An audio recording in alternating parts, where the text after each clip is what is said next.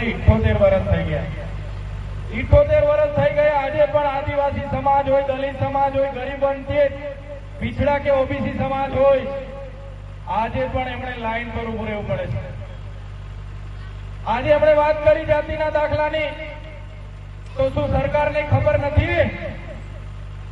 જે આદિજાતિ મંત્રી, શિક્ષણ મંત્રી આપણા વિસ્તારમાંથી સરકારના પ્રતિનિધિત્વ કરે છે, શું એમને ખબર નથી?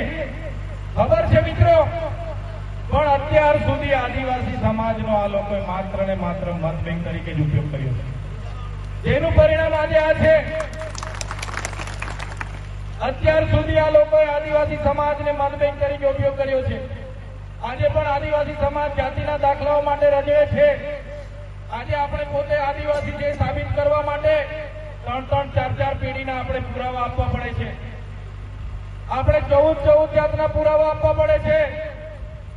જ્યારે આ સરકારમાં બેઠેલા મંત્રી તંત્રીઓએ ભૂતકાળમાં ગીર બરડા આલેચ વિસ્તારમાં મેળાવડા કરીને આદિવાસીઓના સર્ટીઓ આપેલા છે। ત્યારે આ લોકોએ અસલ સર્ટીઓ, અસલ આદિવાસીઓ સાથે 14 જાતના પુરાવા માંગે છે અને બોગસ ખોટા આદિવાસીઓને મેળાવડા કરીને આપે છે। શું સાબિત કરવા માંગે છે આ સરકાર? મિત્રો, જે રીતના આઝાદીના 78 વર્ષ પછી પણ આજે પણ આદિવાસી સમાજ એ પ્રકારે દખલઅંદાજી કરવામાં આવે છે। આજે મોટા મોટા બંધ આ વિસ્તારમાં બનાવવામાં આવ્યા, એ નર્મદા બંધ હોય, ગઢડા ડેમ હોય, ઉકાઈ ડેમ હોય, બધા ડેમોમાં આદિવાસી સમાજને વિસ્થાપિત કરવામાં આવ્યા છે। આજે નેશનલ હાઈવે બનાવવામાં આવે તો આદિવાસીઓની જમીન સસ્તા ભાવે પડાવી લેવામાં આવે છે।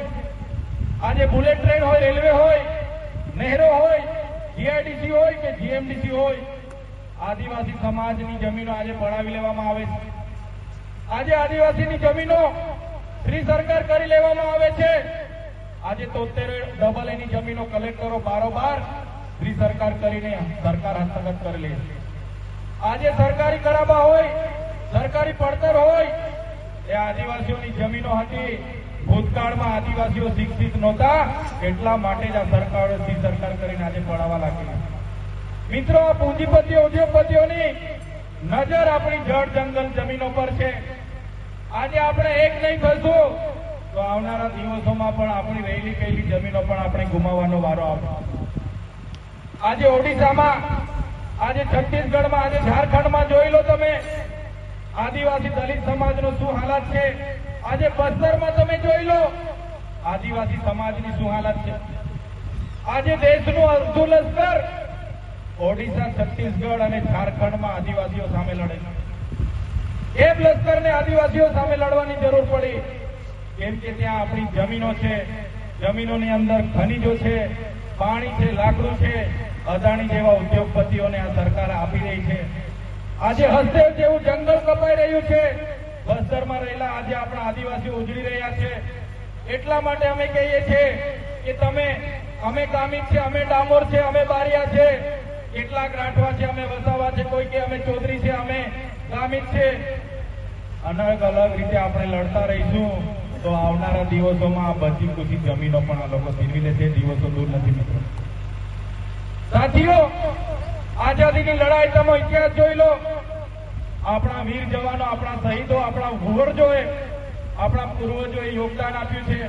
દેશના વિકાસમાં આટલું બધું યોગદાન આપણે આપતા હોય અને જ્યારે દેશમાં અમૃતકાળ ચાલતો હોય તો કોની આઝાદી ચાલે છે, કોનો અમૃતકાળ ચાલે છે?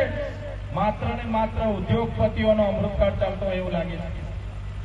એટલા માટે કહીએ છીએ મિત્રો કે સરકાર જાણી જોઈને આદિવાસીઓ સાથે ભેદભાવ કરી રહી છે, તેની સામે આપણે એક થવાની જરૂર છે। કોણ ડામોર, કોણ પારઘી, કોણ રાઠવા, કોણ બારિયા, કોણ ગામેથી, કોણ વસાવા, કોણ ચૌધરી, કોણ ગામે, કોણ તળવી, એમ કરીને આપણે લડાવવાનું નથી। આપણે આપણી આદિવાસી તરીકેની આપણી અસ્મિતા બચાવવા માટે, બહાર આવવા માટે તૈયાર થઈ જવું પડશે। આજે અમે ધારાસભ્ય બન્યા છે। આનંદભાઈ પણ ત્યાં એસટી રિઝર્વ બેઠક પરથી ધારાસભ્ય બને છે। હું પણ ડેડિયાપાડા આદિવાસી રિઝર્વ બેઠક પરથી ધારાસભ્ય બનું છું। પાર્ટી કદાચ મને ટિકિટ આપી દે, પણ જે દિવસે મારો જાતિનું સર્ટી હું ત્યાં ના મૂકું તો મારું ફોર્મ પાસ થવાનું નથી। મારું ફોર્મ પાસ થવાનું નથી। એટલા માટે કહીએ છીએ કે આપણી અસ્મિતા બચાવવા માટે આવનારા દિવસોમાં દરેક મોરચે આપણે લડવું પડશે, દરેક મોરચે લડવું પડશે. યુવાનોને પણ હાકલ કરીએ છીએ, વડીલોને પણ હાકલ કરીએ છીએ, મારી માતા બહેનોને પણ હાકલ કરીએ છીએ. આ કોઈ નાની સૂની બાબતો નથી. આઝાદીના 78 વર્ષ પછી પણ આ સરકારો આપણી સાથે આવા ભેદભાવ કરતી હોય તો આપણે જાગવાની જરૂર છે. માત્ર મત બેંક તરીકે ચૂંટણીઓમાં ઉપયોગ કરે છે આ સરકારો. એટલા માટે જ અમે તમને કહીએ છીએ, આ કલેક્ટર કોણ છે?